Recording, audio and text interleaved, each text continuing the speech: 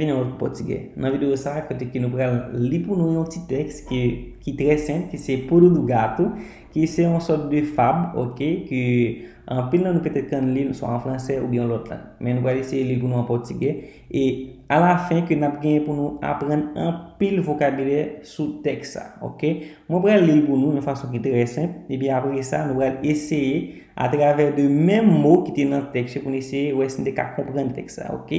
Donc moi je quitter pour nous à la fin vidéo quitter le link là pour nous côté que nous capable entrer dans le link et à travers le link ça nous capable et télécharger et cours ça on quitter dans la description vidéo pour nous côté que nous capable télécharger texte ça avec tout vocabulaire et surtout vocabulaire mot météo en créole pour nous et on va que vous capable comprendre très très bien, ok. Déjà que sur une vidéo ça pas oublier bailler un like et puis abonner avec chez nous, ok. On a une vidéo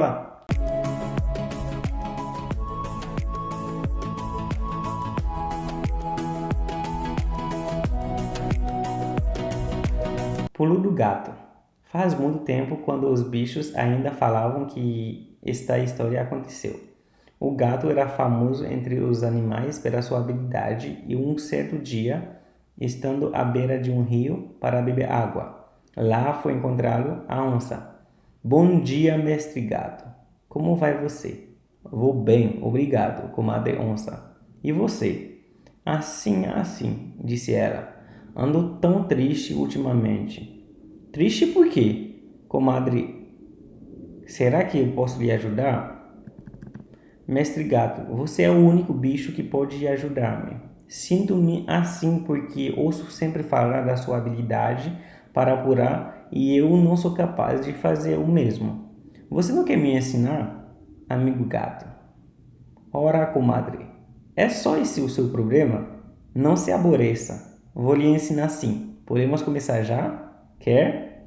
Claro que sim, disse a onça muito satisfeita. Começou a mais estranha hora deste mundo. O gato exibia todos os tipos de pulos que podia executar e a aluna procurava imitá-lo da melhor maneira possível. Saltavam de um lado para o outro, subiam as árvores e dirapuravam para o chão.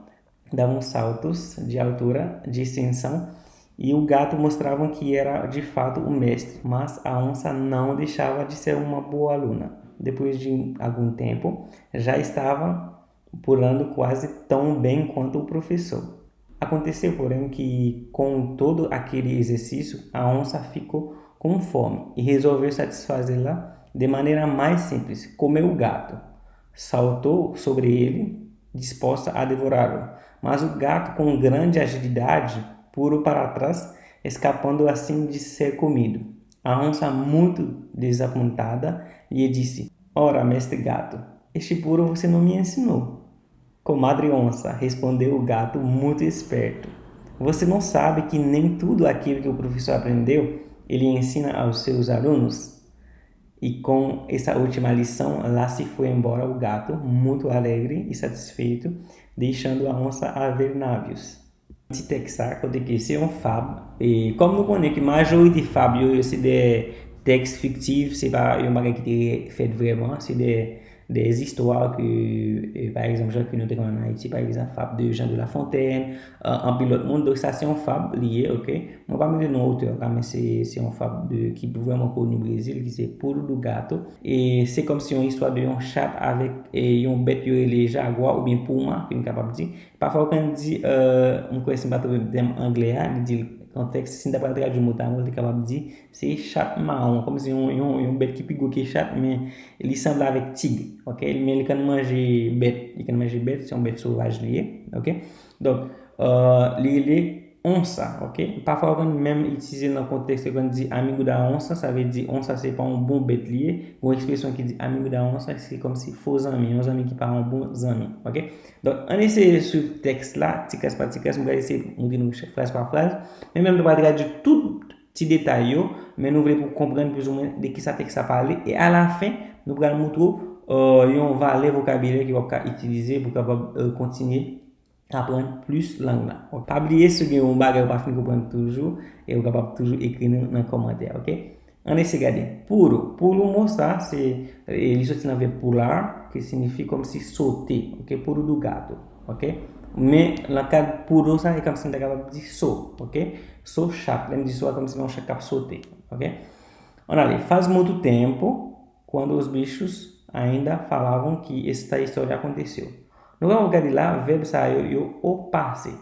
Frase assim para traduzir, no papel traduzir muito amor, porque eles ensinam para não seja uma questão, ok? Mas que essa frase ali diz? Il dit comme ça que ça fait longtemps que histoire ça l'était passé et laisse ça bête te can parler, ok? Bête te can parler, ok? Bom, o gato era famoso entre os animais pela sua agilidade. Essa eu diz que o chat lá lui-même était fameux, ok? Famoso, il était fameux à cause de agilité, parce que chaque sont bêtes qui vraiment intelligent, ele a pile e agilité, como se ele age rápido, ok?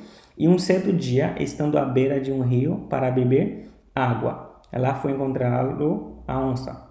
E um jour, certain jour, bien um certain moment, estando à beira de um rio, c'est comme si on était au bord de une rivière, côté qu'il t'a boiti de l'eau, et puis tem onça que c'est pour moi, l'autre bête que est jaguar, e vem joindre, ok?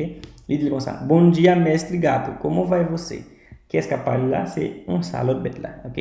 Ele diz comme ça que comment il est mestre, ça veut dire il parle un grade, comme si on façon, le plus souvent c'est des mots flatteurs, alors que vous avez besoin de bagage dans le monde, ou quand utilise mot ça, ok?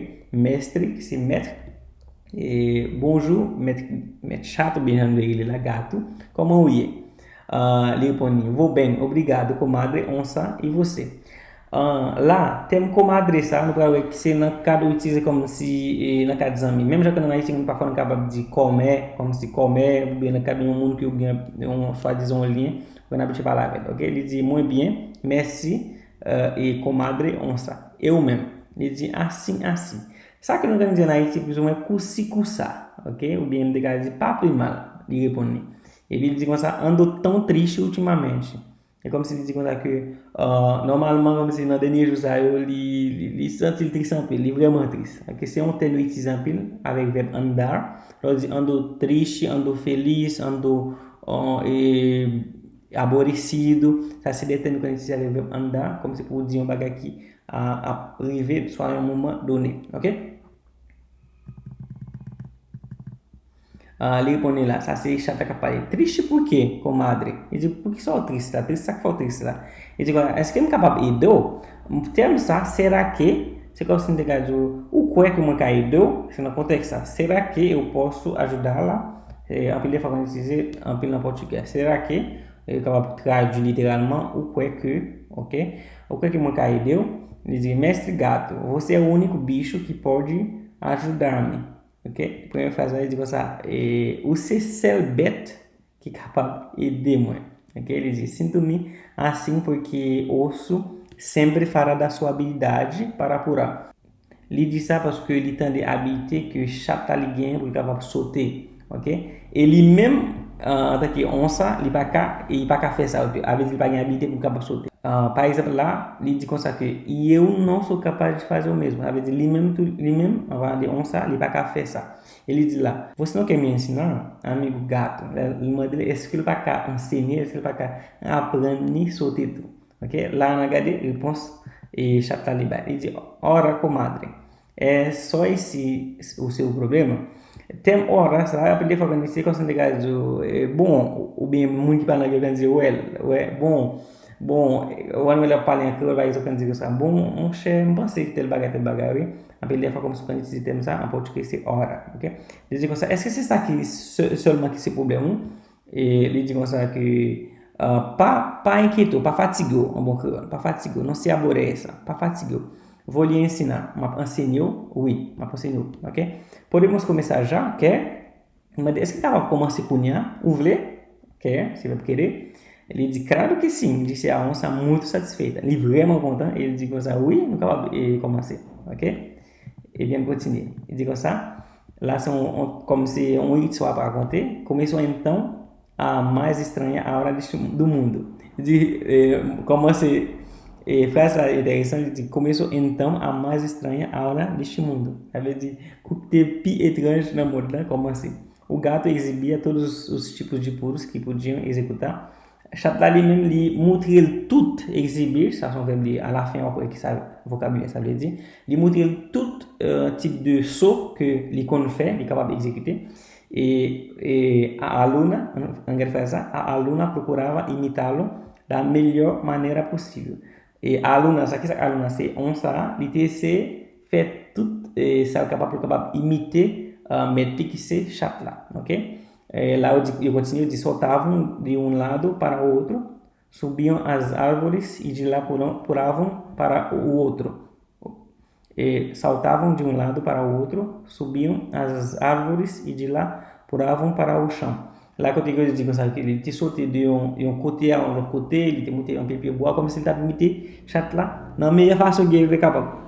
Ok? Lá, dava um salto de alto, ele te dava um pile sur qui haut, et avec extension, et chaque là lui-même, il te montré que, en effet, que ele était um bom maître, ok? Angadi faz ça. E o gato mostrava que era, de fato, um mestre, ok? Mas a onça não deixava de ser uma boa aluna, ok?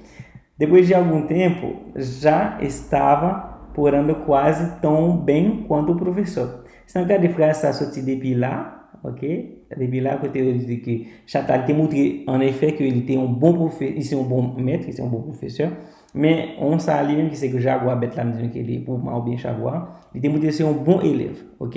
Et après un bon petit temps, il était commencé à sauter presque même avec le professeur, ça veut dire qu'il commencé bon même avec le professeur qui c'est Chantal, ok? On regarde faire ça, côté que l'histoire vai commencer gâter. Aconteceu, porém, que com todo aquele exercício a onça ficou com fome e resolveu satisfazê-la de maneira mais simples, comer o gato. Lá, isso começa a compliquer. Outra que eu digo que como bagagem vem passer que avec tout exercice onça, que c'est un bête sauvage, il vient gango. Et qu'est-ce qu'il décide? Il décide pour que il résout le problème gango là, une façon qui est très simple, qui c'est comer o gato, qui c'est manger chat là, ok? Imaginons que chat que c'est professeur ensinou e puis o décide de manger. Angare lá, saltou sobre ele, disposta a devorá-lo, mas o gato, com grande agilidade, pulou para trás, escapando assim de ser comido. Là que on sait lui-même qui se le bête que c'est Jaguar là, il sautait sous chat là. Et chat là, il était prêt pour manger, pour le dévorer, mais chat là lui-même, avec une agilité qui est vraiment extrême, côté il courait et fait back, côté il sautait par derrière, côté il pas de chance, et il pas de manger, ok? Ça veut dire il courait, il échappait pour lui, pour pas de manger, ok? Et on sait que ce bête là, muito desapontada, ele disse, e on sait ele vraiment déçu, ele disse como ça, ele disse assim, ora mestre gato, este puro você não me ensinou. Ele disse como ça que é só sal para muito tempo, sabe? De muito tempo, sabe? Como foi feito? E bicho lá eu como ça. Comadre onça respondeu o gato muito esperto. Sabe, ele chateia o bonito, sabe, ampla inteligência. Você não sabe que nem tudo aquilo que o professor aprendeu, ele ensina aos seus alunos. E digo assim, est-ce qu'on va connaître que tout ça professeur lui-même lui apprend, lui connaît, il va enseigner élèves lui, comme ça lui connaît. Et puis, histoire finie lá, quando que eu digo, e com esta última lição, lá se foi embora o gato, muito alegre e satisfeito, deixando a onça a ver navios.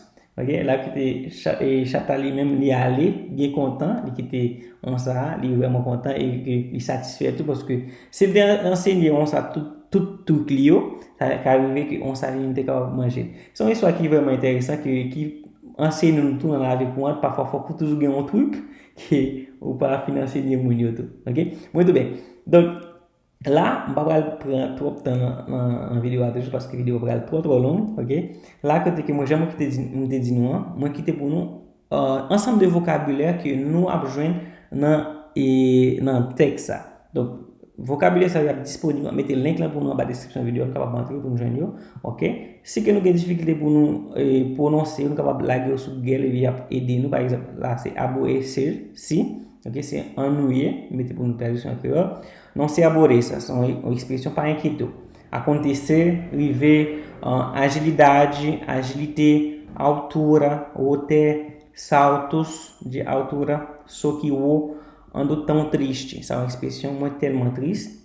A árvore, piebois, assim, alors, que, assim, cusi-cusa, o bem mal, o bicho, bête lá, ok? Capaz de, essa é uma expressão utilizável, ele é capaz de fazer, mas ele é capaz de fazer. capaz certo, capaz certain, que, o que. Par exemple, só para na mona do certo, capaz não acontece o que, d'accord? Um certo dia, em um certo jour, a comadre, camarades, amis proches, ou bien comer, significa comme ça. Comido, isso utilisa o verbo comer, que significa manger. Desapontado, eu utilizo na Bíblia, c'est décis. Devorar, dévorer, disposta, prêt. Essa eu utilizo na Bíblia, eu estou disposto a fazer qualquer coisa. Uma para me por bagay. Eu estou disposto, o garçom, a fazer qualquer coisa. Se você fala, eu estou disposta, ok? Encontrar, rencontrer, trouver, escapar, chaper, esperto, eu utilizo emoção na pile, que é inteligente, estranho, estranha, étrange, ok? Executar, exécuter, faire, réaliser, exibir, exposer, montrer, o fato, les faits, réalité, ok? Ça c'est organisé dans le parler, par exemple, o fato de fato, vraiment vrai. Ça, c'est un terme utilisé no organisation, par exemple, vraiment vrai, ok? Vou continuer a parler, ok? Ele pode que de fato. O gato, ou bien a gata, se chata. A habilidade, habilité, ok? A história, histoire, imitar, imiter. Ir-se embora, aller. Eu quando a gente diz emoção na pilha, a verbal vai dizer eu vou embora, sabe? De mão para ali, ok? Ele vai embora, ali para ali. Lado, côté, bo. De um lado para outro, só se não bo, não é o lado bo, ok? A melhor maneira, meilleure façon, plus bonne façon. O mundo, monde. O navio, bateau. A onça, jaguar ou puma, já que me disse ele é. Ouvir falar de, entender parler de. Ça, on tem que a gente dizer eu ouvi falar de você, eu entender parler de eu. Porém, o puro, sou, o rio, rivière, dar saltos, sortir, dar saltos, sauter, satisfazer, satisfaire, simples, sempre, trás, derrière, para trás, para derrière, ultimamente, dernièrement, saiu, ok? Ça veut dire que o temps de parler dele dernièrement, ou capable de dizer ultimamente, ok? Donc, mes amis, nous capable tout vocabulaire saiu, moi je não un petit texte. Donc, c'est important ça pour que nous lisions. Il est capable de lire un petit texte qui 2 pages, 1 page, moitié page, mais important, faut que nous lisions, ok? Donc, j'espère que vous avez aimé cette vidéo. Pas oublier, bailler un like, abonner avec la chaîne, de façon capable aider me grandir plus, ok? Um abraço e até um próximo vídeo. Tchau!